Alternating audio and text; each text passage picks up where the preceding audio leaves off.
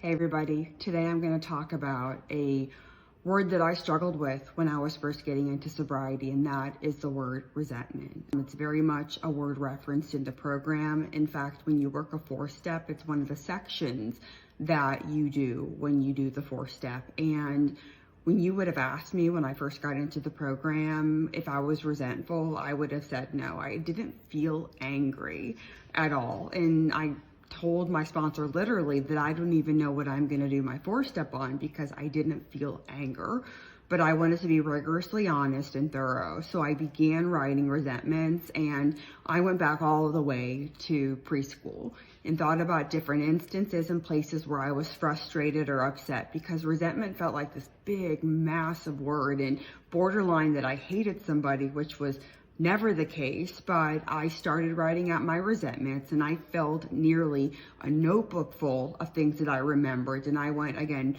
preschool all the way to when I was doing my first 4-step, which was approximately 33 years old. And I sat down with my sponsor and started reading off some of the experiences I had. And quickly, and part of the 4-step is identifying character defects, where most of my resentments was tied to expectation that I had people, how they were supposed to treat me, things that I was supposed to get in my life. And I was really, really frustrated ultimately about all of that stuff. But I now know, and it still is something that I work through these days, is that I can get expectation. But when it comes to my level of disturbance, I have to remember that these days it's things that stack up. I get annoyed. So the little things that can stack up and annoy me can ultimately create a resentment. And I know that if I don't stay emotionally sober, I don't stay physically sober.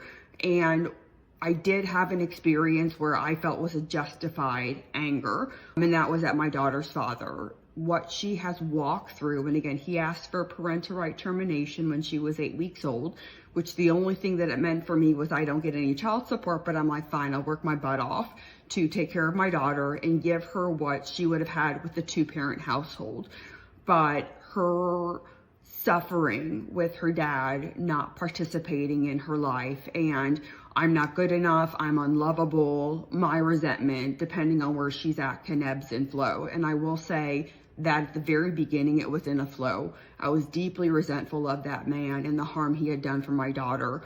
And these days, it's at an ebb, and I'm feeling better about it. But if she has an experience or has a flare-up regarding how she's feeling because of how he treated her, mine can go too. But I keep doing the work, which means I sit down with my sponsor and I do another 4-step, and we talk about what has recently occurred, and I need to work it out, because resentments, I don't have the luxury, do not have the luxury of being angry. It's the #1 offender, and it will take me out to drink. So thanks.